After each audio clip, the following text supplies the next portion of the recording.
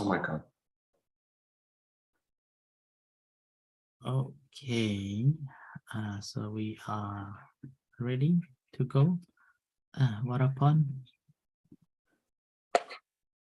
Hello, welcome back, everyone. So welcome to our online meditation in September. So we are nearly end of the year. let's continue our session and let Ajahn teach us what he's going to teach us today. We will see, because last time he teach us with Satima Sampachano, right? So Atapi Satima Sampachano. So let's see if Ajahn going to teach us for this month. Okay. So our student is back. Right, so good morning everyone and welcome back to our session. Sunday morning, lazy morning. So with this, let's practice a bit before we go into the concepts. Okay, so bring yourself in a practice. Okay.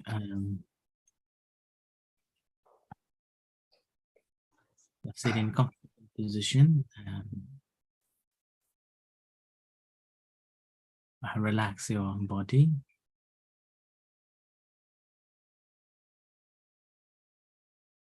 And gently close your eyes. And just feel the body.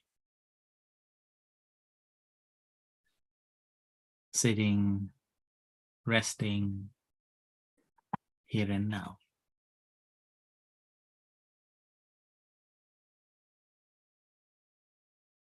Just pausing yourself to be here and now.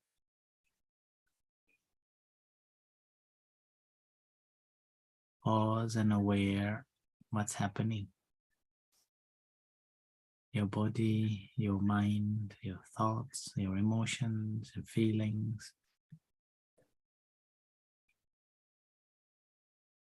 Whatever is happening in a real time, not about the perceptions, not about feeling, the feeling from the past, not about the memories.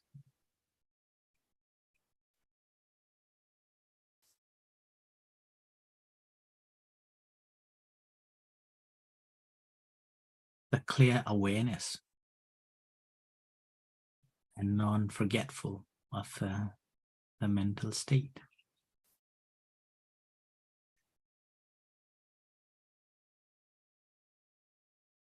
Observing what's happening.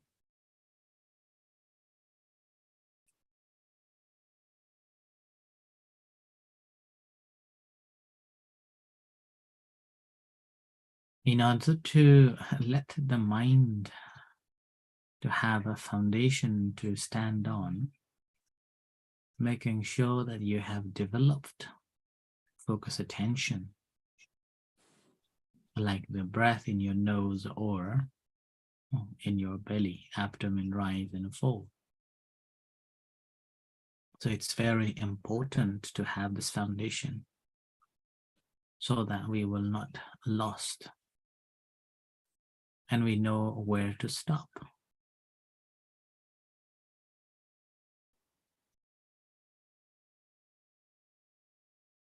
If your mind is still restless, your mind is not fully awake, let's bring that attention back to this foundation.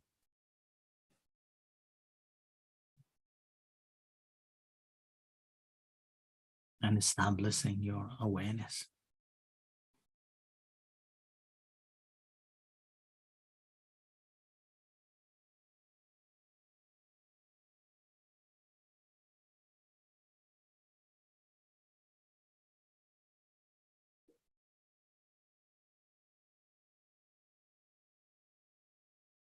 Mindfully just being aware and ability to consciously make a note of it.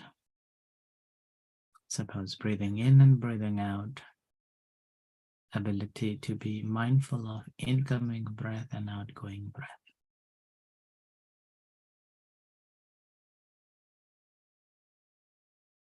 and consciously developing understanding of a long breath and a short breath.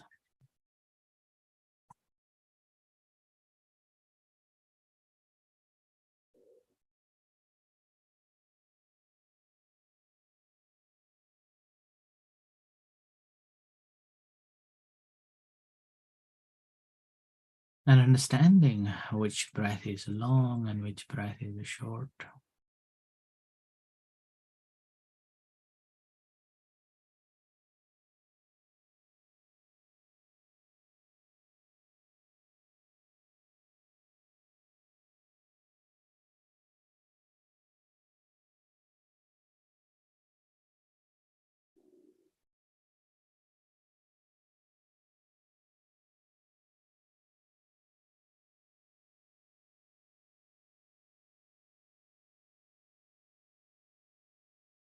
And not only recognizing the incoming breath, outgoing breath, long breath, and short breaths, but also try to learn how these breaths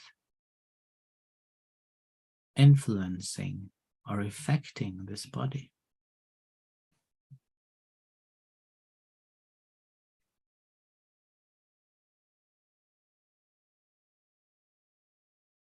So awareness of entire body along with this breath. So learn to notice.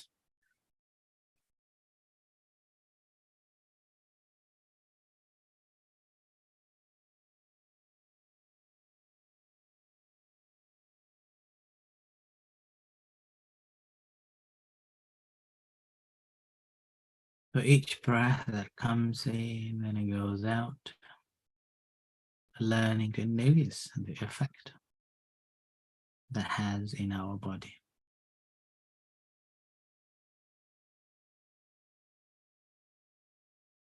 And experiencing the entire body along with the breath.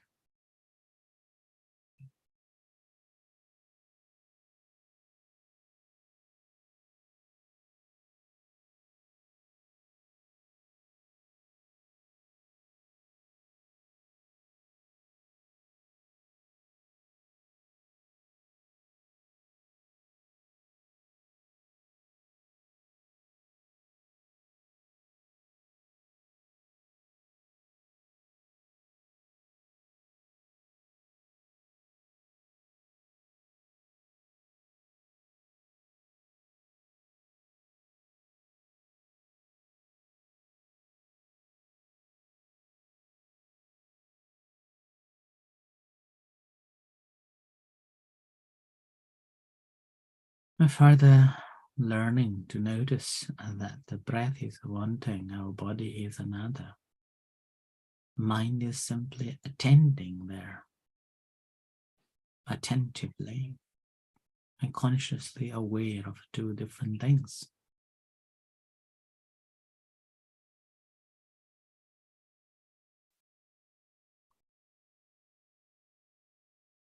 And the interaction between two.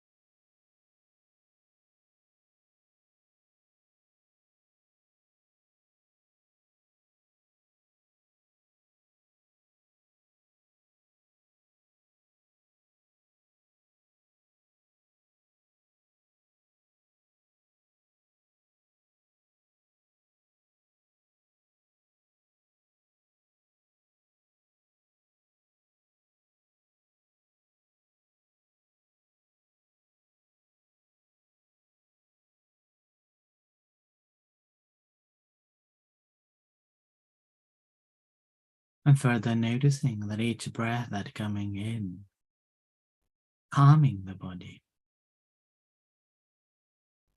Each breath that going out, feeling relaxed, the entire body.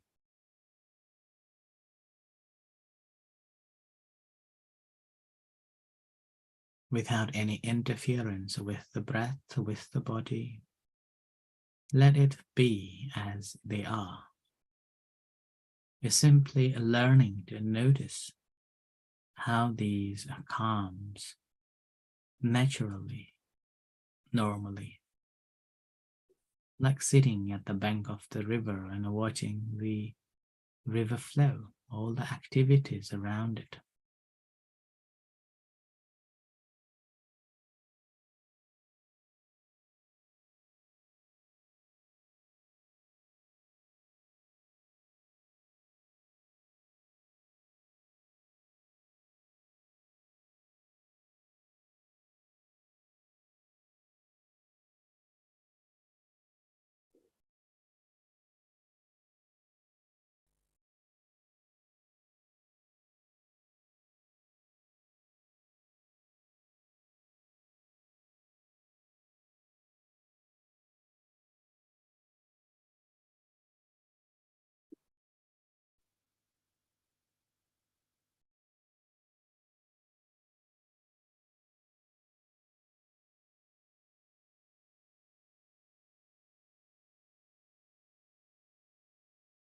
So you're attending yourself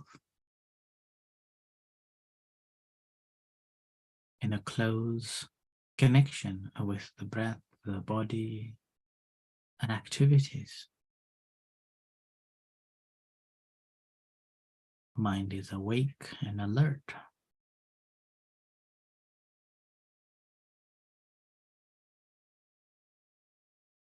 So closely and firmly, you're conscious about what we are doing.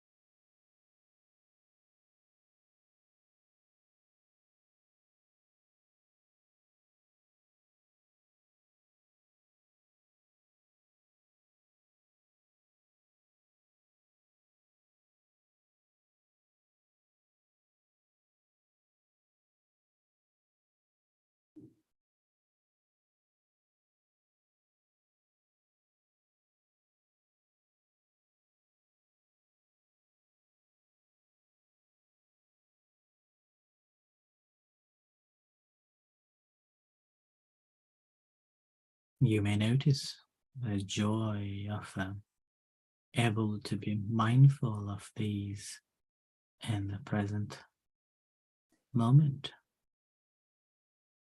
Each time when you're able to pause and aware of what's happening, a joy arises, contentment arises, feel happy.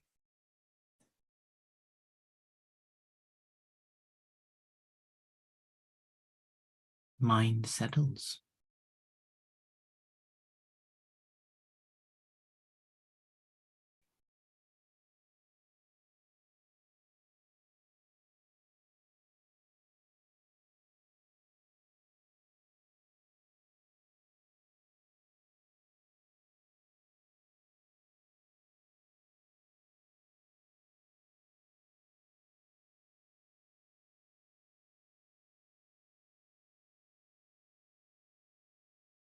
So breathing in, breathing out, relax the body, relax the breath, relax the mind.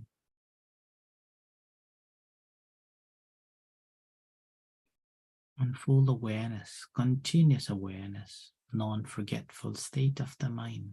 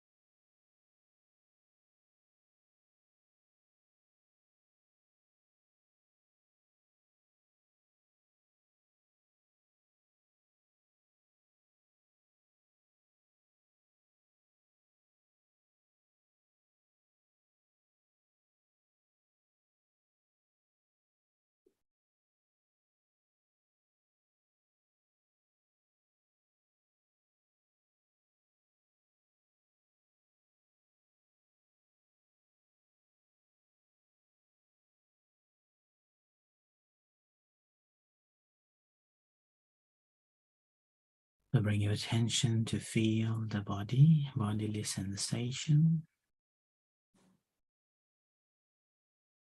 And bring your attention to your eyes,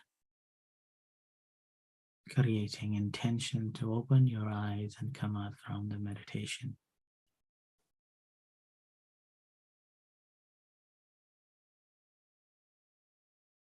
So slowly open your eyes and come out from the practice.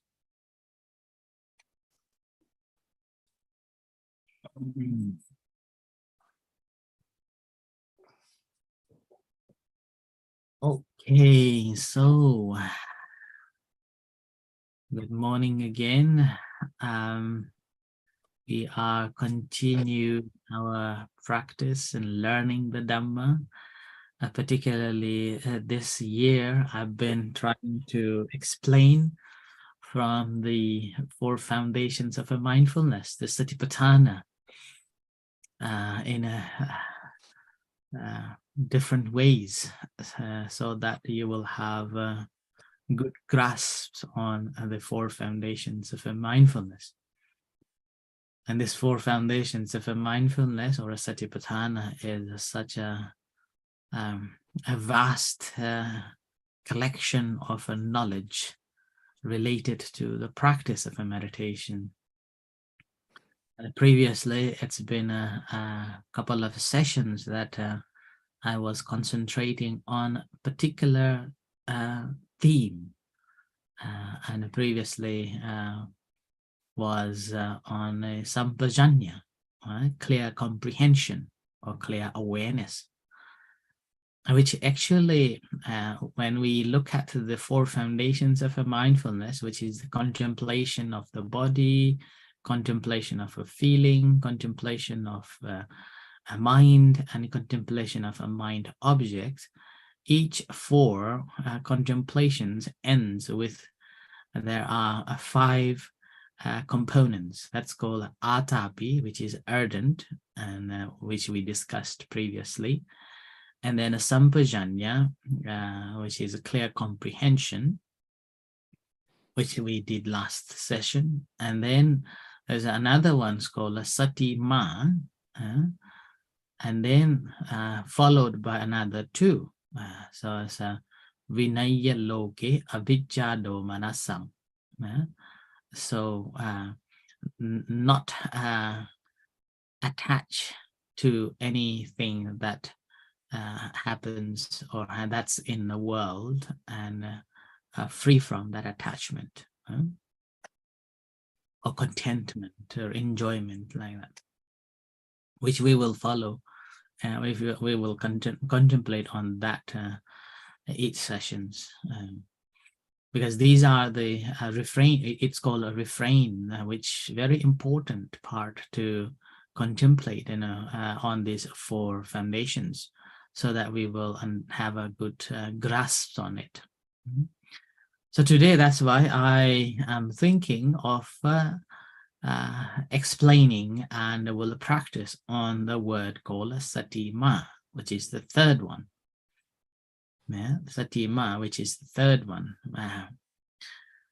And this Satima, before we go into that, we have to dwell into the knowledge. Satima basically means a person who has a mindful state, or being a mindful. So a person who is mindful is called a Satima. So Sati means mindfulness. Sati means mindfulness or awareness. And ma is the suffix that denotes a person who possesses it. Or mantu, a person who possessed it, or one who has it. So that's a Satima basically means a person who has got the mindfulness in every walks of life, non-stop. That's when we talk about just Sati or a mindfulness, it's not enough, right? We have to develop the this sati or mindfulness in every day and every walks of a life. And how the question is how one can be mindful in their daily life, and then how one can practice it and what is the characteristics of it. So that we need to understand. And so before that, what we have to understand that this is a way to gain the knowledge, a proper knowledge, a real knowledge, knowledge that pertaining to the nature. Normally, we are perceiving things from what we have perceived or what we have a perception of, from the memories, from what we have experienced, rather than the reality pertaining to itself. So that's why today I mentioned about ways when we were practicing, I asked you to pause yourself from anything and then aware of what's happening in the real time, here and now.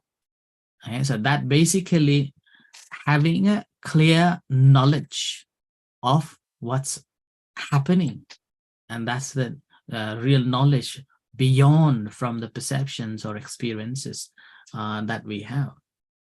So that's why we have to understand that the knowledge we could get from various ways.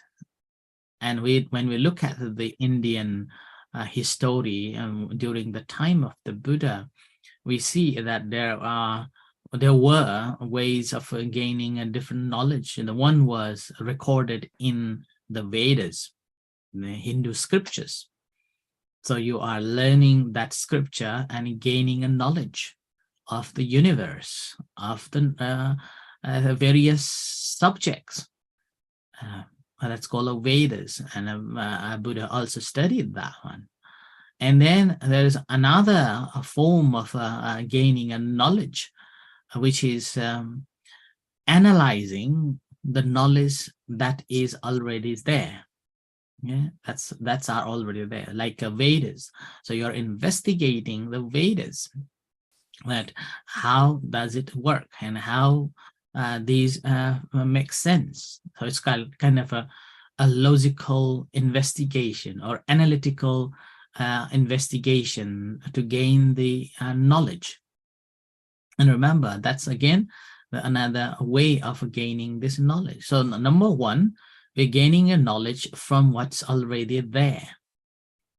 It's already recorded in the scripture. And then the second, after you have read that, you are investigating it, analyzing it, and then bringing some form of understanding about certain nature, certain things. So that's the second knowledge that you gain from analyzing the information that you already have.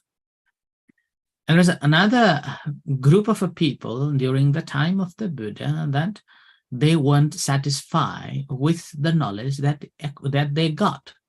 Reading the Vedas, the scripture, and analyzing that, they weren't satisfied with. And they again got some kind of a doubt or dissatisfied.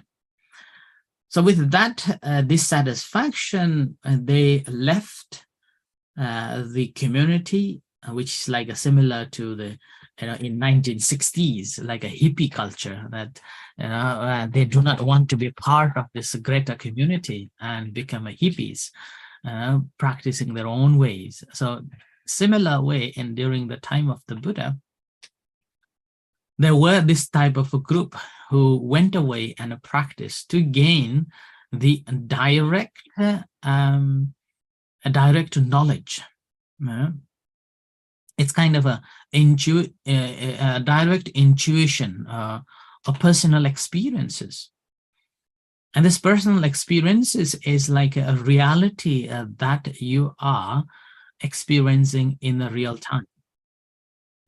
experiencing in a real time, and knowing the knowing the natural law as they are, without distorted from anybody else, anyone else, or any information that we have gained. And this third, knowledge that people receive or gain from this direct experience or direct intuition, that is what the Buddha classified it as the real knowledge that we could get.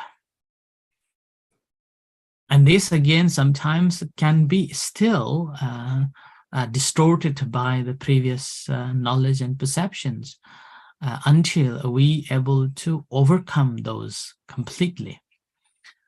And that overcoming entire the perception or a knowledge, then gaining the true knowledge through the self realization or direct experience, and that is basically the purpose of the practice of a mindfulness meditation, so that we know exactly what's happening in the real time, and without having any grasping, any attachment to it at all, but knowing them as they truly are. And that knowledge of a knowing as they truly are, now not just the knowing in a specific time alone, but also ability to embodying that knowledge and keeping ourselves in a state of knowing and being awake and alert all the time. And that is the quality of a person who has got the mindfulness in all the moments, and that is called a Satima. I remember a few years ago, in one of the magazines, health magazines or mindfulness magazines, I forgot now, but there was a statement saying that Thich Nhat Hanh, the Zen master who lived in France for some time, for quite a long time, and he just passed away a few years ago. He was regarded as the mindfulness person, the mindfulness person in the world, who was living with mindfulness at all the time. And that basically because his bodily functioning, he always be mindful of his bodily activities. He was very mindful. Even now, if you go on YouTube, when you listen his talks, you can feel the calmness, you can feel the peaceful atmosphere. And that's simply because when he was speaking with great mindfulness. Each words he was speaking with a great mindfulness, and that obviously radiating his mental state. If our mind is not calm, what happens? The voice becomes not calm, shaky, harsh, and unpleasant to hear. And obviously that again radiates to our physical appearance, physical activities.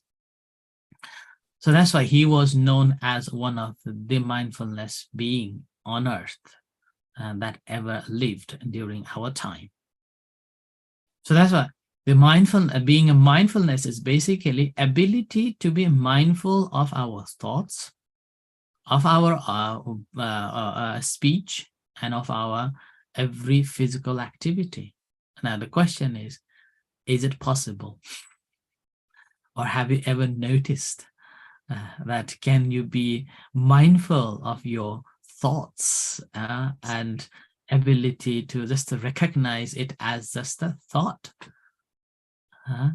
rather than proliferating, exaggerating, manifesting furthermore? So it's we can't say impossible, but just a difficult, which needs to be developed further. And now again, in this moment, if you notice, if you try to be mindful of your thoughts. At that moment, what happens is that the more you become mindful of your thoughts, the better you will have a perception or understanding of that thought, that it is the creation or a proliferation of things that arose as soon as you see, you hear, you come to contact, or as you smell or you eat. That moment, those thoughts generates. Without that trigger, thought doesn't come. There is no thought without that triggering object. And that trigger always comes through the senses: the eye, ear, nose, tongue, and a body. And when that trigger happens, that trigger is basically happening in the moment here, in a real time. But we are unaware of that trigger. And what happens is that we become aware of the memories of it, the past memories. And we deal with the past memories rather than living in the present real time. So we think of, even suppose you hear a sound. We do not just hear a sound. We listen that sound and then make it, that sound, into the concept that, oh, this sound is that what I am hearing. And this sound means this. And this sound defines that. So we are in the, not the real time, but in the memory time. Working with that memory time. And not only in the memory time, we are also further proliferating that what is that, what will be, what is going to happen, what I am going to do. Yes, and that's a future. So we are experiencing in a real time, but we become unaware of it. We forgot this real time. But we go into the past, collect that past, and then come to the future and looking at the future. So we forgot the real time. Isn't that beauty? It's beautiful. And with that, what happens? That because of we are not in the past, but we have brought that into the future, and we are working with that past and the future here in a real time. Again, we forgot that. We are unaware of that working, the real time that I am working. And that's how troubles start. Okay? So that's why the practice of a mindfulness meditation is basically being able to be living in the real time. That's why it's called being aware of a present moment, here and now, what's happening when it is taking place. It's not just knowing this superficially. It's not like there is an example, I think I have mentioned it in the past as well. It's like a hollow pumpkin floating in the river. It's not like that. It's something that you are aware of, like a stone hitting the water and going down to the bottom, and we are aware of that each time when it's traveling up to the bottom of the surface of the water. And that is what we need to develop. And that we can develop it, obviously continue practicing, observing again and again, again and again. And this has been my practice for a long time. And it's been, I have still been practicing it. I try to be mindful of my mindset, my thoughts. And sometimes that makes me a little bit annoyed. Sometimes it makes me feel like I am reacting a little slow because I'm aware of my thoughts. But however, that actually gave me more in a positive sense, and that gave me more insight that doesn't disturb my mindset. Right? So with that, I become a face-to-face with my feeling, with my thoughts, and with my reaction to it. It's not like that is and I am somebody else. So I become a face-to-face with it. It's like you are on the stage fighting, like a Thai boxing. So when the opponent comes, you have to protect in a different, whatever skills you have learned. So you have to fight back or protect yourself. So like that. So being a face-to-face with the objects that are there. And further, not only just being face-to-face with it, but also ability to distinguish that is something different. Just like early on when we were practicing, I requested you to learn to notice the breath is one thing, body is another, and the mind is observing is another, something else. So ability to note and observe these different aspects of the awareness. And then from there, what happens is that our mind is so still, so established, and then we try to be able to continue it. Try to maintaining that awareness in each moments and developing that further. Now, obviously, one of the key factors for the the developing or having this mindfulness with us with us all the time, being a person who is mindful in every walks of life, need the very important factor, that is the moral practice. And here comes the 5 precepts. So at least we have to be consciously aware of the 5 precepts, which is the not killing, not stealing, not having a sexual misconduct, not speaking what is untruth, and not taking things that clouds our mind.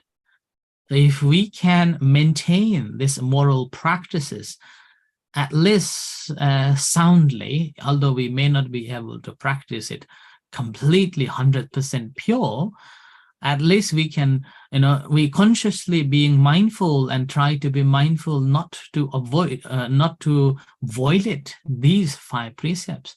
Then the state of the mind that develops will be great. And that allows us to be mindful in our day-to-day life.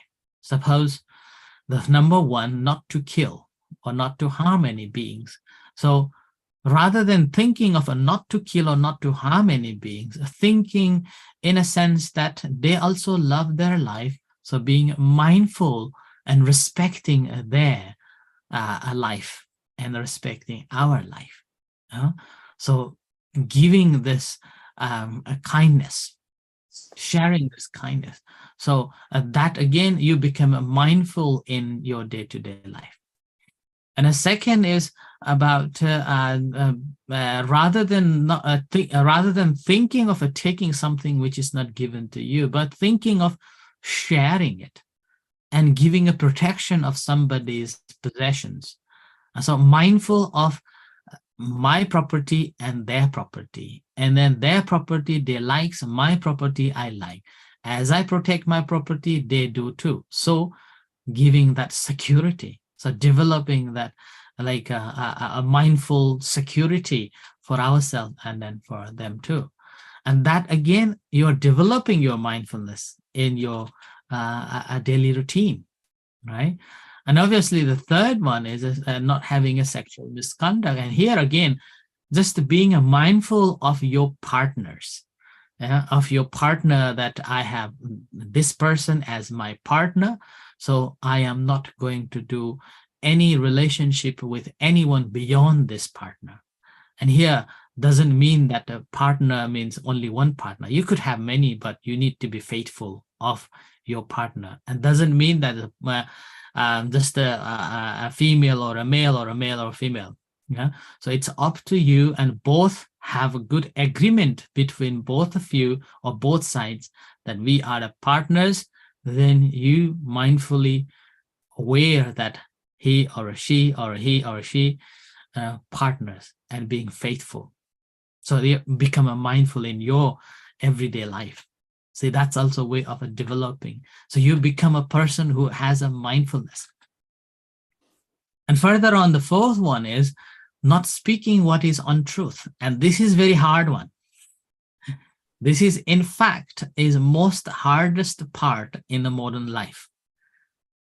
Not speaking what is untruth. So here, the basic way of looking at it, try not to speak. So basically mindful of not speaking any false.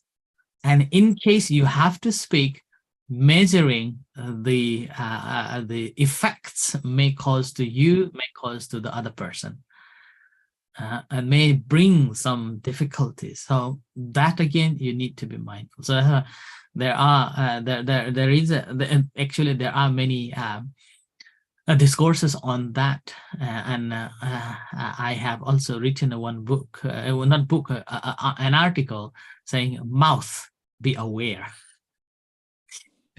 So the mouth, be aware. And here I simply mentioned that being mindful of your speech. If possible, do not speak. And if you have to speak, then try to minimize.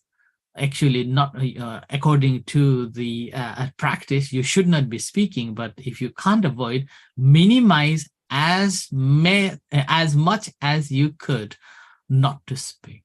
And when you're speaking, again, being conscious of the effects of it, how much beneficial that is and how much not beneficial that is.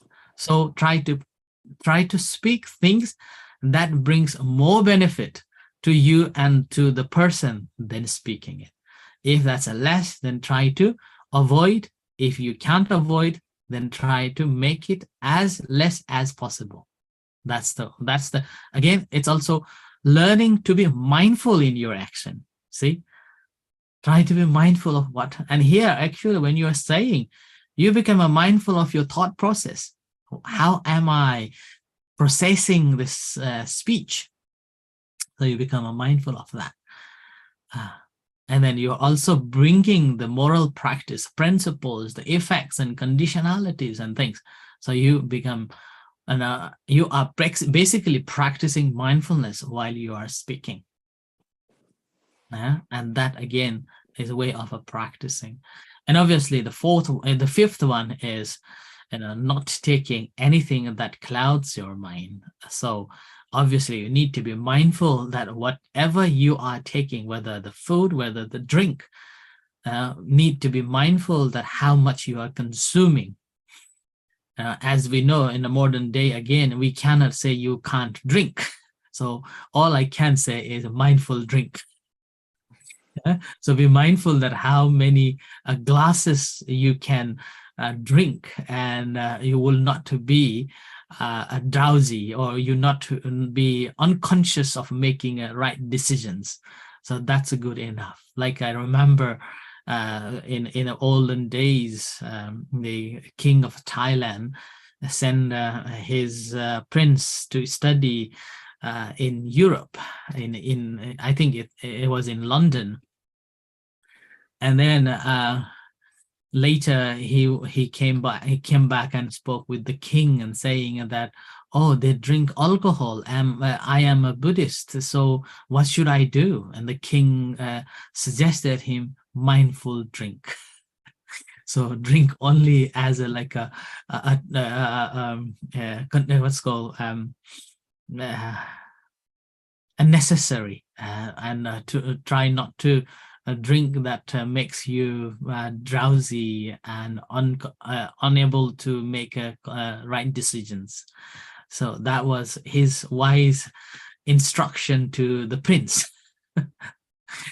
So like that. So, and the same I adopted here in Aberdeen, in Scotland too, because as you know, Scotland is full of whiskies and wines and alcohol, a lot of distilleries around in Scotland, and lots of pubs, in every corner in Scotland. Like in Thailand, every corner there are temples, Buddhist monasteries. Here, every corner you have a pubs, free houses, and a Friday and a Sunday, Saturday and Sunday, people will be mobbed by people in those, and then drinking, especially if the weather is little sunshine.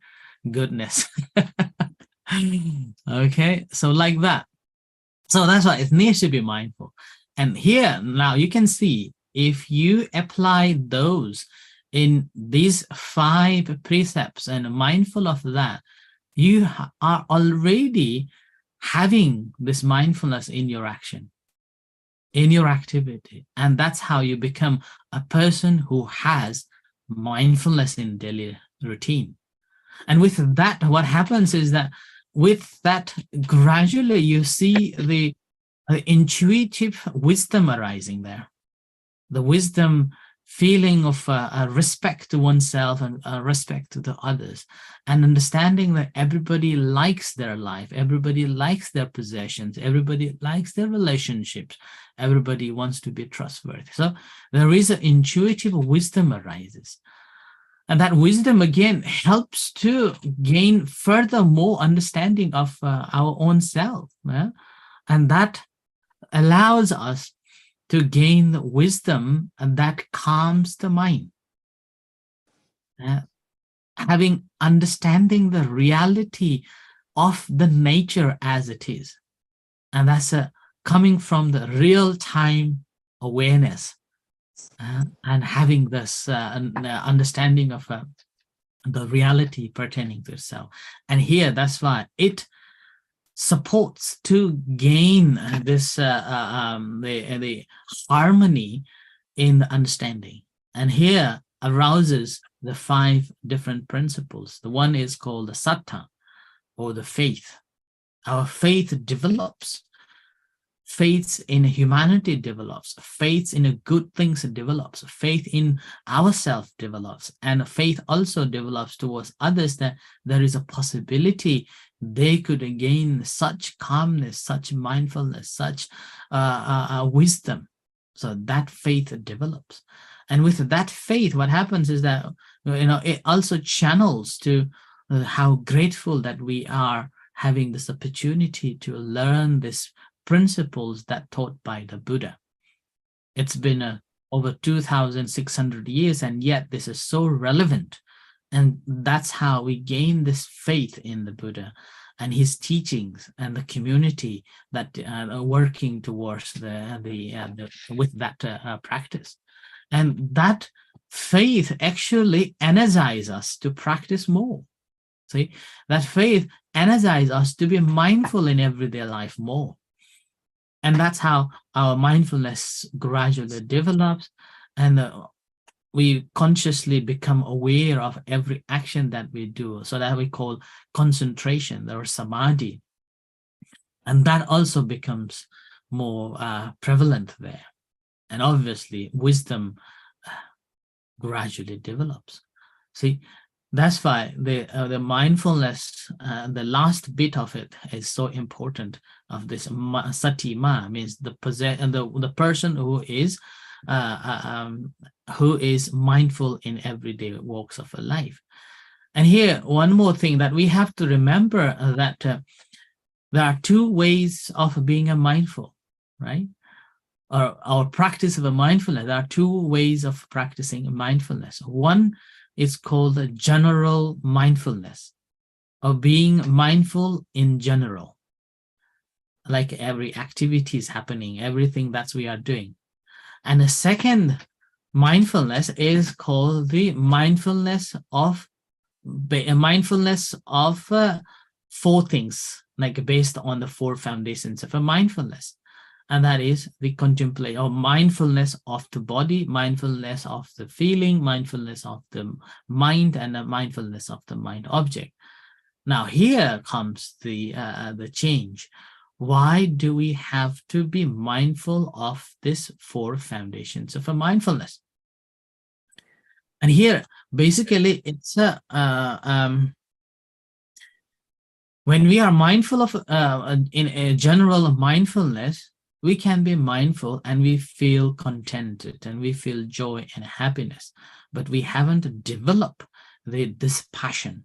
We haven't developed discontentment. We haven't developed detachment.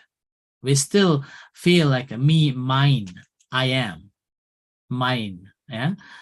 Whereas the moment when we practice the 4 foundations of a mindfulness, what happens is that we are simply developing the sense of awareness or developing the wisdom to understand that what I call my body, in fact, is not my body. Yeah? What I call my feeling, that I am so attached to it, that's my feeling, I feel like this, I feel like that.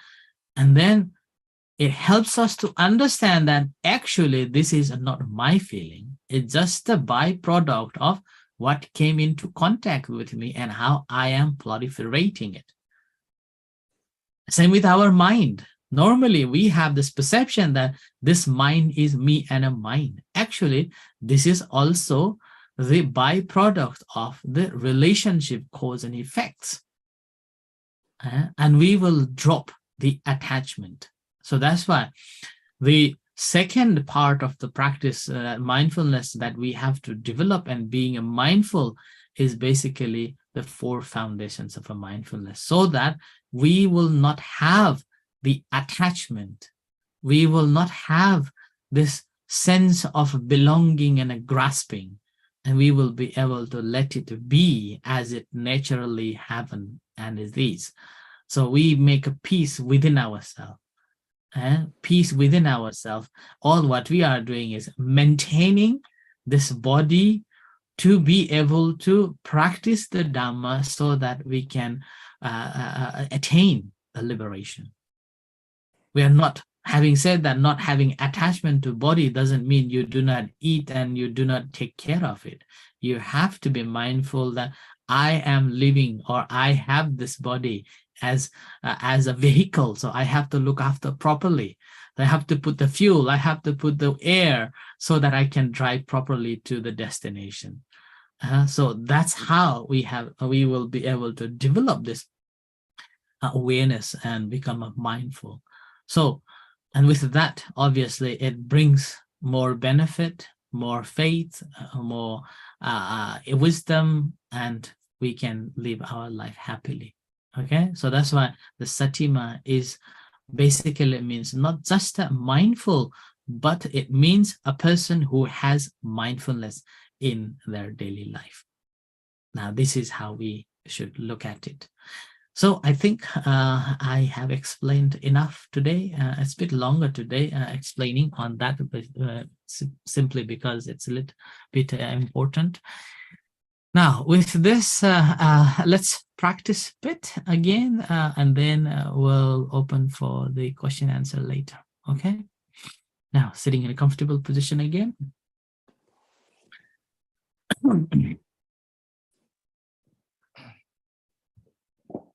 Relax yourselves. Finding a comfortable position. Leaving all your responsibilities aside.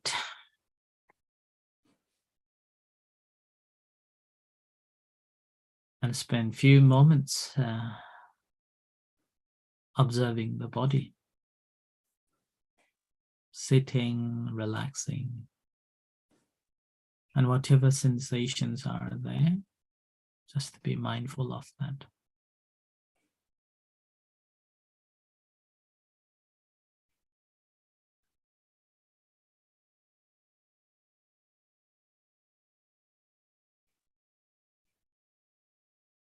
And gently bring your attention to the object of meditation, the breath. Mindful of the incoming breath and outgoing breath.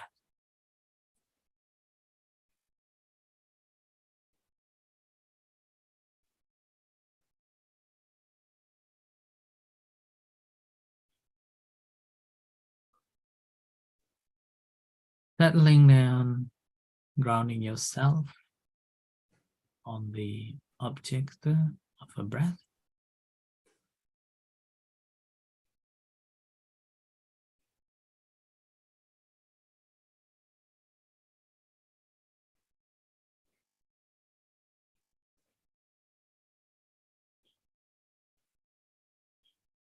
Pause to see your thoughts,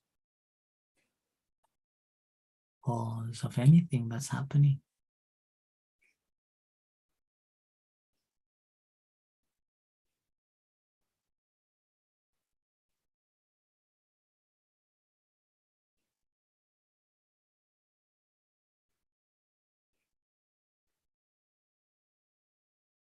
And aware. We start being aware from the breath, and different breaths.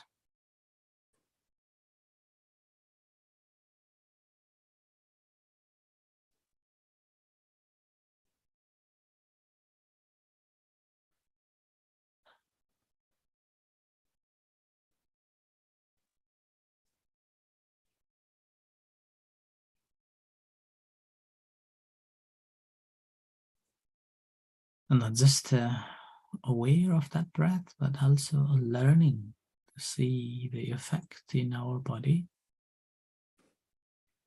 relationship between body and the breath.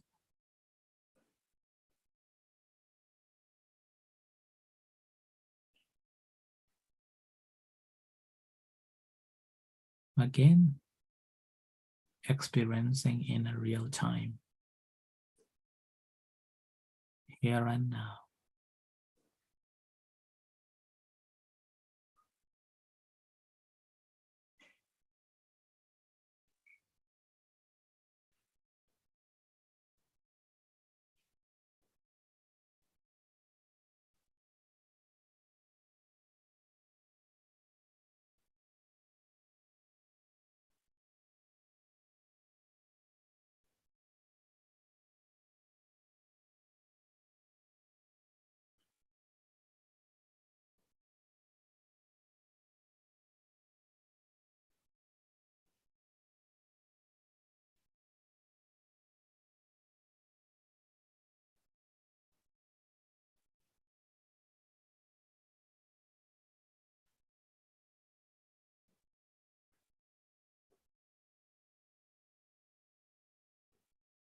While we are observing in this way, learn to be mindful of your thoughts. How these each thoughts manifesting, and what is your reaction to it, how you are reacting.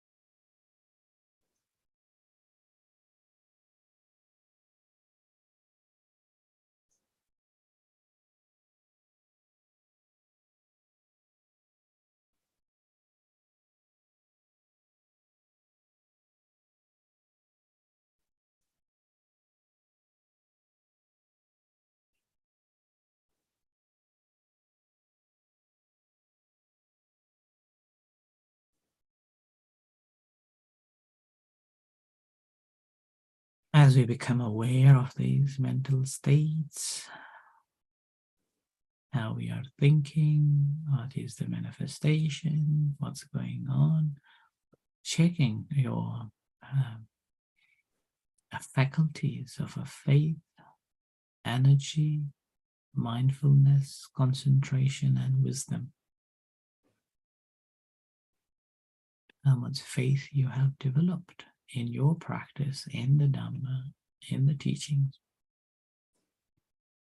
How much energies you think you have developed. how mindful you become, the level of concentrations and wisdom to understand, whether it is coming from the scripture, the analytical studies, or the personal direct experiences.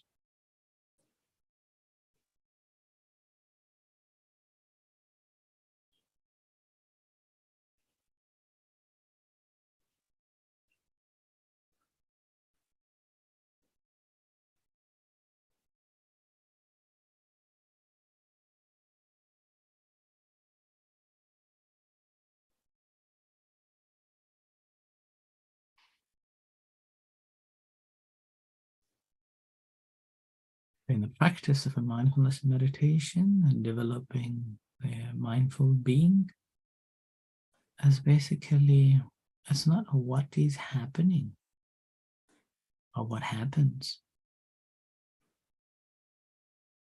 It is being mindful of that happening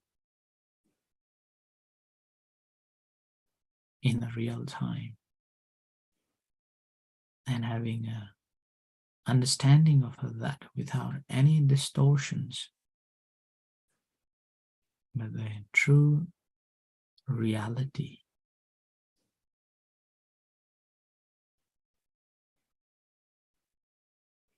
Beyond our perceptions, but the reality pertaining to itself.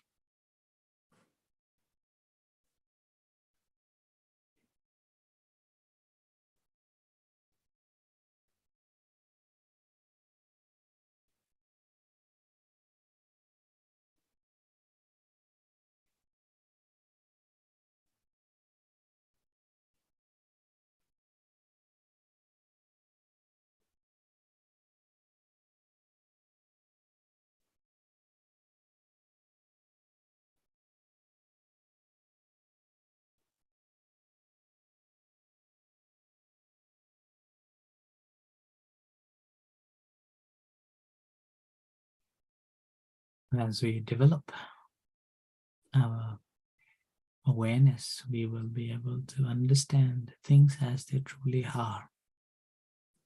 How that arises, how that manifests, and how that proliferates, and eventually how that fades away.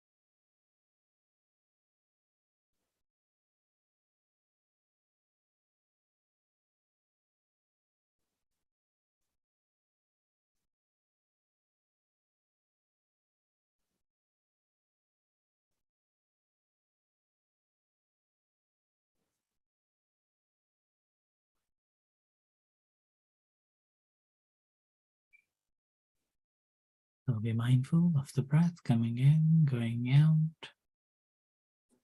Ability to be mindful of whatever is forming and formation of it, and then seeing how it manifests and fades away. Disappearance of it.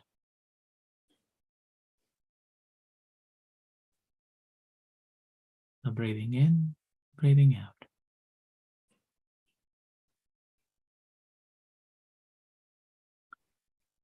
And bring your attention to be aware of the entire body, feeling all the sensations. And shift your attention to your eyes, creating intention to open your eyes and come out from the practice.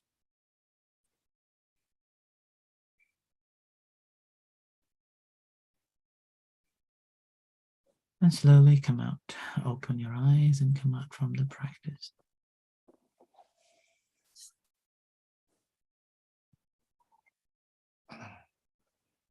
Right, so the floor is yours. Any insights or any problems or anything that you would like to ask? Welcome. Yeah, your thoughts. I have some actually I would say the compliment because as a Buddhist, I have always been told about these 5 prohibition, and it's always that okay, because if you do it then you go to hell and things like this. I never be able to correlate between being mindful using this 5 prohibition principle. In fact, it's a very fundamental thing to be aware of the universe. to be perfect on that, and because that's the fact. Everybody have the as you already said. I think I truly get it. And the second thing is that about the being aware or mindful in every moment. This is a very challenging thing to do. Even though when we are meditating, I think we limit a lot of let's say receiving of sensation, because we just sit here and observing the body mechanism, but there's still a lot of thought coming up even without any triggers, and that's probably there is a kind of I don't know, small sensation here and there, with the heat, with the sound, with whatever it is that triggers that kind of thought coming up. And then sometimes I get caught into the thinking process by that topic, and then bring the past, combine and projecting future, and then you just caught into this thing, and then you found out, oh, bring back to the to the breath, and then that thought drops, and then it empty for a while, and then the other thing came up again. It's amazing how this, I don't know, maybe even though we are in such a control environment, this thing can happen anyway. And within the society when we're living, we have Facebook, we have emails, we have conversation, we hear. There are so many inputs that you receive, and back in the mind we all have a kind of multitasking thinking process. It generates a lot of things in the head without recognizing that. Even without us, we don't realize. Sometimes it creates our own emotion. We are not happy, we get angry, we are worried, we are sad. It's crazy. And I think, yeah, it's I used to think that okay, maybe I can do meditation during the how can I say, in the gym workout exercise. But probably not entirely true. So Yeah. that's what I think. What I started to realize that maybe it has to be a bit more controlled environment. Then we can see a thing more clearly that actually is not clear. No, I mean, I think you have to define that in a two way. That's why I mentioned the general mindfulness and the 4 foundations of a mindfulness. You see, when you are at the gym, you are having a mindfulness of a general things, and that's also still okay. That's also fine, rather than wondering all the time and without knowing what is happening, and which is normally the case when somebody come to the practice of meditation, and if we ask them, how do you feel, and say, oh, it was so fantastic, nothing, I wasn't thinking anything. Actually, they were thinking so much that they do not know what is that they were thinking. So that same thing happens, So our mind is always thinking and lost into the thoughts so much that we are unaware of what we are thinking of. And whereas now general mindfulness we are developing is basically as a habit to be mindful that what I am thinking. So rather than having lots of thoughts, we are narrowing down it to the only necessary thoughts, related thoughts, relevant information that we are trying to make it sense or process it. So that is the mindfulness in the daily routine. Now, the second part is the 4 foundations of a mindfulness, which is like developing your dispassion, developing your dispassionate to your attachment to the body, feelings, emotions, and the world, which is the main reason of why we have so much conflicts. I want, this is mine, I don't like, So these are basically the cause of the trouble. But the moment when we practice that, basically, we're developing this sense of this passionate and understanding this nature as they are, and let it be rather than want it to be, right? So let it be. And that's why when we put everything into the nature, that moment, you can see the 5 precepts that you've mentioned. You can't do, you can't do. We were taught you cannot do, you cannot do, you cannot do. Whereas in a practice of a mindfulness meditation, actually, these becomes relevant, and you become a mind. You become more conscious of interrelationship, and with that, the 5 precepts basically becomes your way of a life. It becomes second nature, and that's how there is no pressure of practicing the 5 precepts, and that only promotes the harmony within ourselves and harmony in the community. So that's how the 5 precepts becomes relevant here.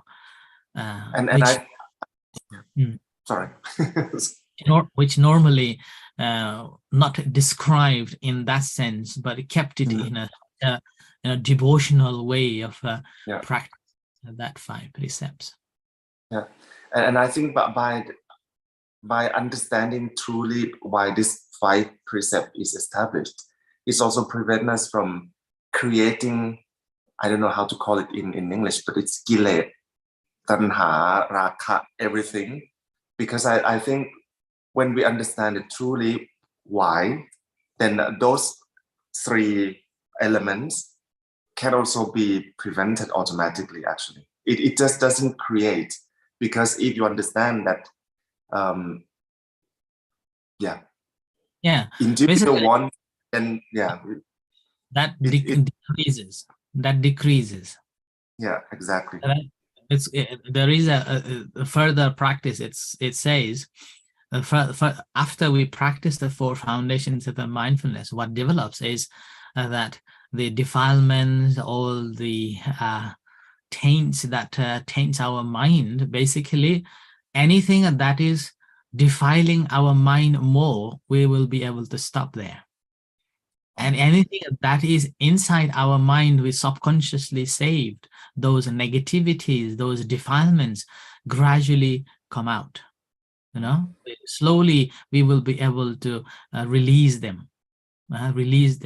So this essential pleasure, the defilements, and these will just come, and we will be able to let go.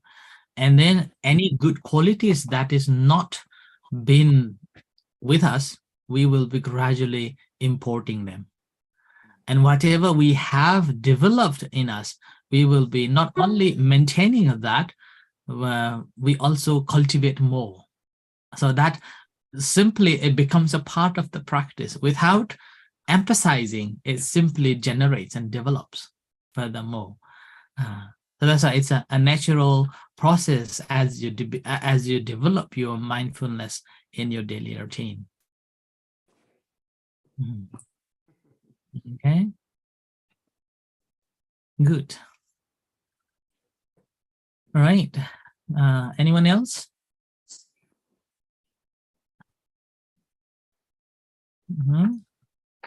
Some again today also too much information maybe. Like last time. Last time also too many information on the clear comprehension, the sampajanya. Now here, if you don't have any question to ask, anybody wants to say things? Here now we have to understand now we were learning each section at one session. Now here, this too, from the previous session and this session, the sampajanya and the satima, both comes together now. That's why it's called a sati sampajanya. Not just a mindfulness enough, and not just just having a clear understanding enough. Both has to come together, and only then that becomes the part of the clear awareness, clear understanding things as they truly are. And that moment, these five faculties that I mentioned will become more clearer. And as a saddha, the faith becomes more prominent. Energy, we will be dedicating our time, at least, like, let's say, starting from a daily practice. Now we will put practice. That becomes more real here.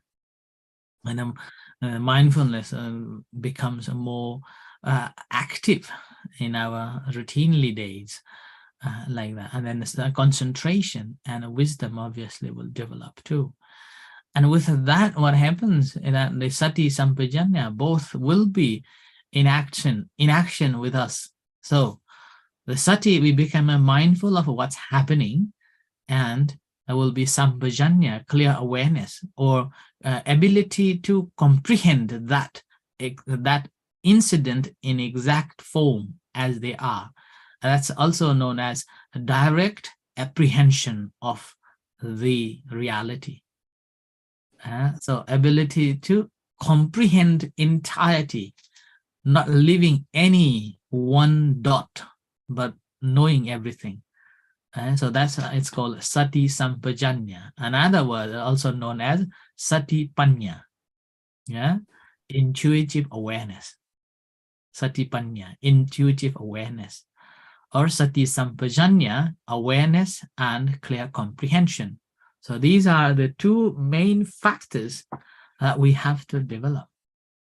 And with that development, then we will get this, what is known as the direct intuitive knowledge that I mentioned.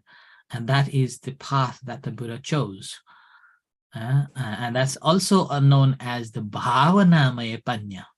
Bhavanamaya panya, that knowledge developed from the direct experience, from the reality pertaining to itself, rather than the knowledge that we acquired from the scripture or analyzing the scripture. But it is a direct experience, experiential knowledge pertaining to itself. Again, direct experience can be different. Somebody can feel, okay, oh, I see the lights, or I see this and that. But that is, again, still under the impression of our perceptions, the previous experiences, not the reality yet. The reality pertaining to itself is the natural thing that's happening, and that is forming arising and vanishing that I mentioned while we were practicing meditation. Anything that forms arises, and that will not remain for a long, that will fade away. And that is the intuitive awareness or the ability to apprehend the things that arises or happening in a real time and let it be. In a Pali, there is a word called Upada, Titi, and Bhanga. Upada means arising, and this arising happens with the combination of other factors. And Titi means remaining or maintaining for some time, as long as all the conditions are conducive and supporting one another. And the moment when these one another will not support, it will fade away, vanishes. And now this one we can link to our one thought. When we, let's say when we are meditating, one thought arises. And this thought to arise, there needs to be triggers. So trigger has been one component to arise this thought. And with that thought, what happens? Again, we bring the perception from the past, the memories from the past, and it becomes another component. And we think about that one. And as long as this component comes, and then we put something, our wish, our desire, our intention, and then so other many factors coming together to form that thought. And that will continue as long as these formations are supporting. The moment when these formation doesn't support, then that thought drops. And that's exactly what happens. So that's why when we able to mindful that I am thinking, then that very moment of I am thinking, the awareness of that thought basically stops, pauses there. And with that pause, all the thought process that we were thinking stops there. And that's how we will be able to come back to the breath or any other thoughts to come. Okay? See, like that. And we see this arising with the formation of so many other factors remains as long as the factor supports. The very moment when these factors doesn't support, then that has to go. Thoughts, feelings, emotions, anything is like that. So we become aware of that. So in this case, that's why we need Sati and Sampajanya, or Sati and Panya. So mindfulness and wisdom works together to see in this way, so that we can understand and comprehend these experiences. And that's why it is called Bhavanamaya Panya, or the ability to comprehend directly and able to apprehend it entirely. So that is the object of the being mindful. So Satima, you need to be not just having a sati, but be sati. So mindful being, rather than being mindful, need to be mindful being. Then everything comes to the conclusion. Okay. So with that, anything else? Otherwise, we practice loving kindness meditation to finish off, as we need to end a little bit early today. Okay. Right. So in that case, if nothing there, let's practice the loving kindness meditation to finish off. Right. So sitting in comfortable position. Take a few long, deep breaths.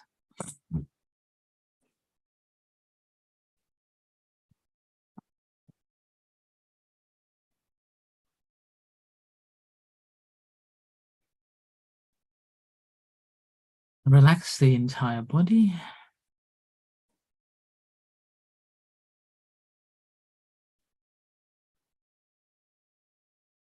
Reflecting a few moments on today's practice and discussion.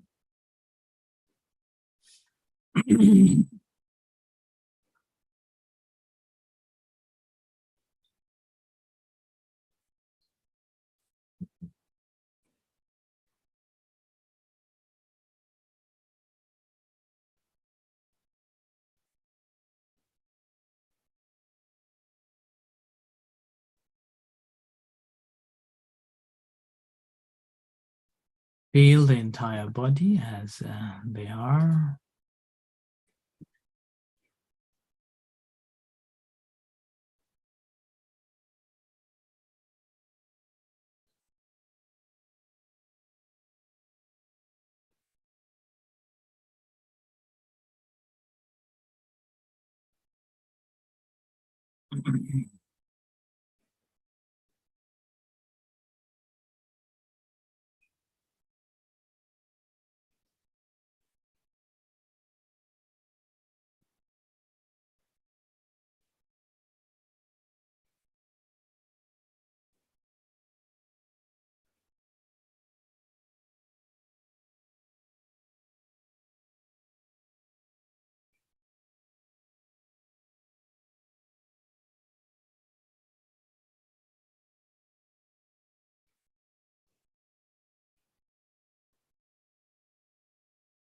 Along with the breath connecting to the body.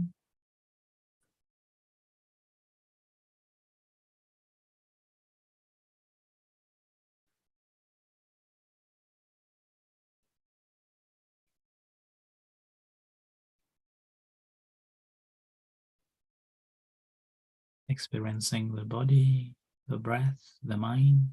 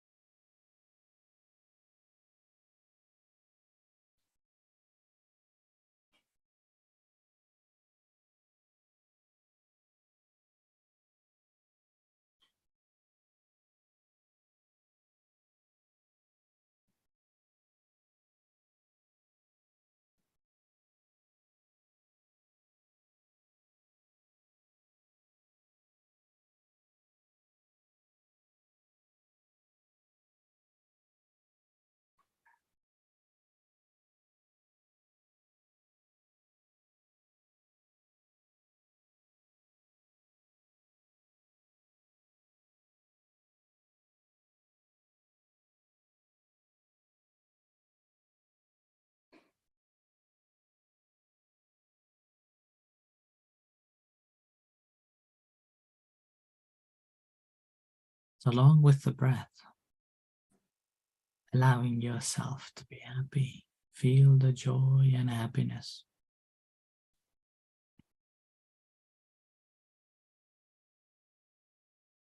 You may feel the beating heart.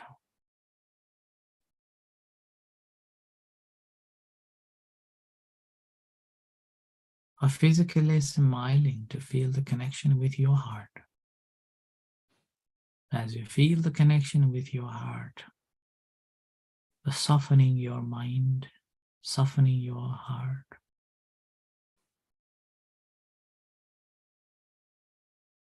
And relax. And as you feel relaxed and generating loving kindness and compassion to yourself,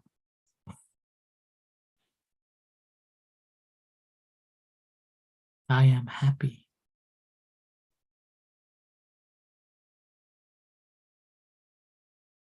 I am free from suffering.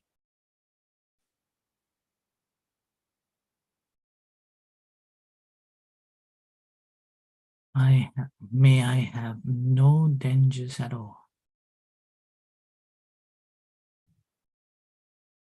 May I be free from mental distress and sufferings.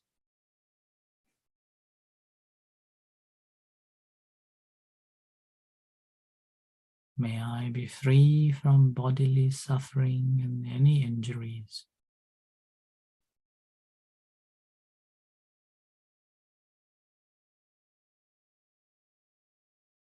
May I be able to maintain and look after my happiness.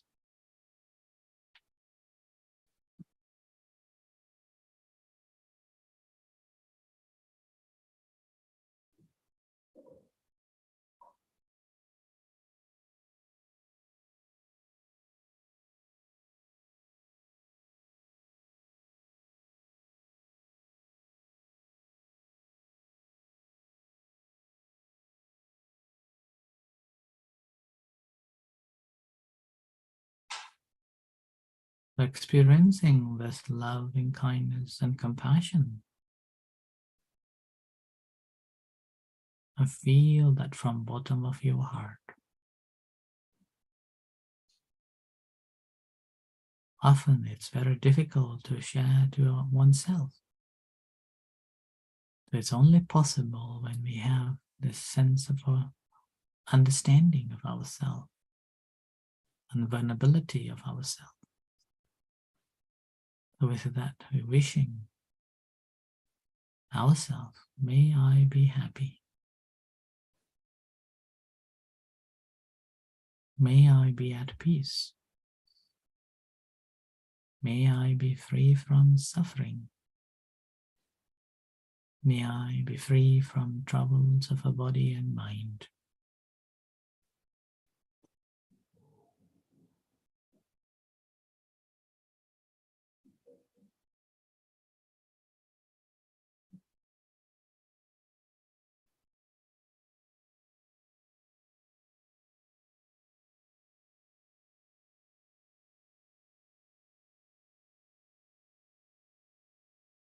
And similarly, expanding our sharing of a loving kindness and compassion beyond ourselves to all other sentient beings, starting from near, dear one, far and wide, or whatever beings there are, visible and invisible beings,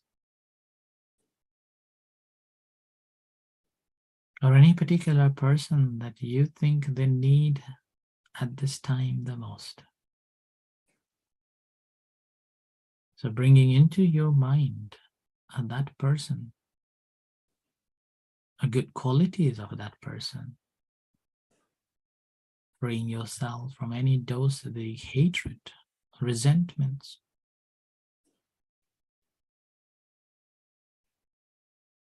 seeing the danger of that resentment and hatred, seeing the benefit of the sharing a loving kindness, wishing that person to be happy.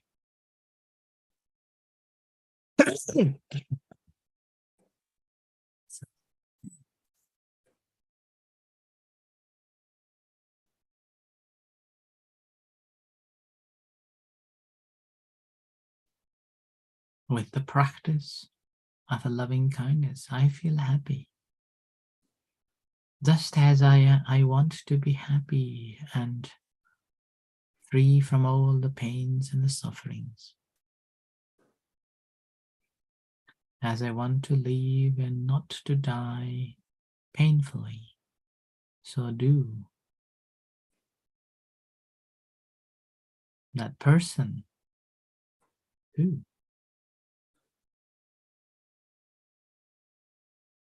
So sharing with loving kindness and compassion to that person.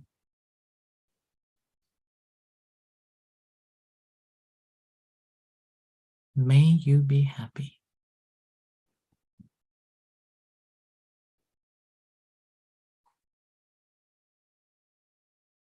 May you be at peace.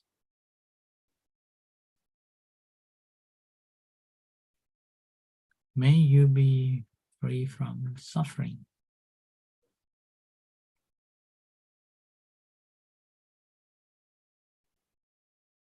May you be free from all the troubles of a body and mind.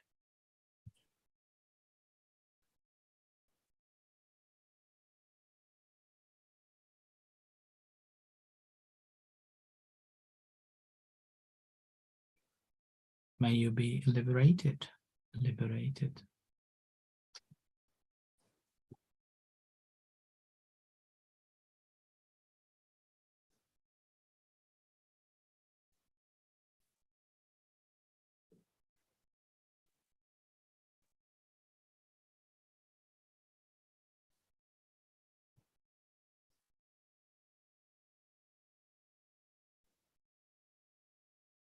May you escape from all the danger. May you escape from all the mental and physical illnesses. May you be able to maintain your happiness and look after yourself. May you be happy and free from suffering.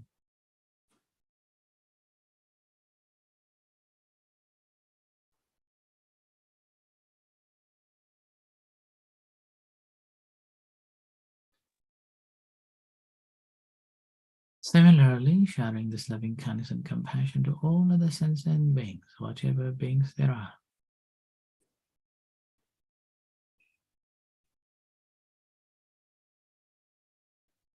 The beings, visible and invisible beings around you, acknowledging them in the city, in the country, on earth, in the universe.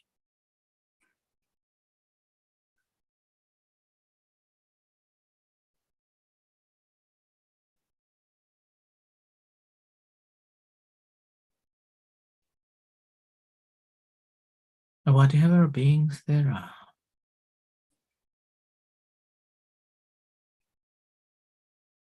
may they be happy. May they be free from suffering. May they be free from hatefulness and hatred, jealousy and ill will, animosity and resentments.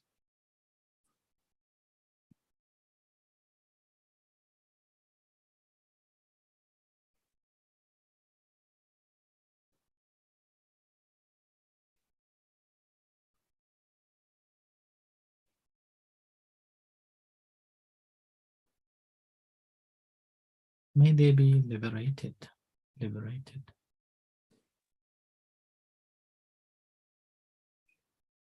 All kinds of creatures, all breathing beings, all living beings, everyone, all kinds of beings, visible and invisible beings. May all beings be well and happy.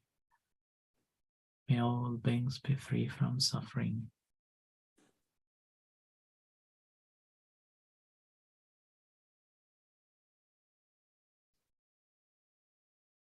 In whatever direction they are, may all beings be well and happy, free from suffering.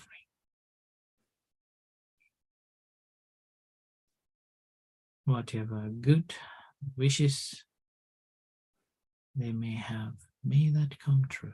All the good things that we have done, may they rejoice and free from any trouble. May all beings be happy.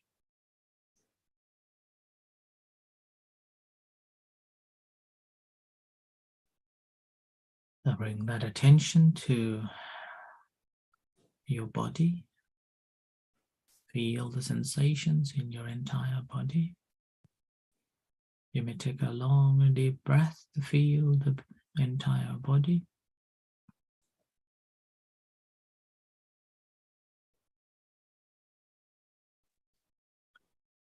And bring that attention to your eyes.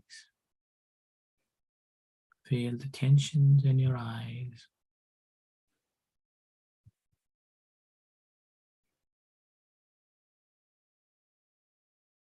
Creating intention to come out from the practice and open your eyes.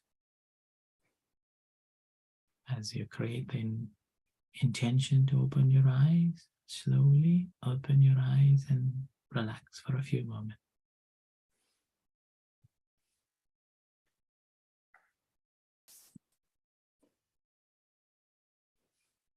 Okay, so thank you everyone for your participation. May you all be well and happy. Continue practicing. So try to be mindful, not to be mindful now, mindful, try to be mindful being. Mindful bee. Mindful bee.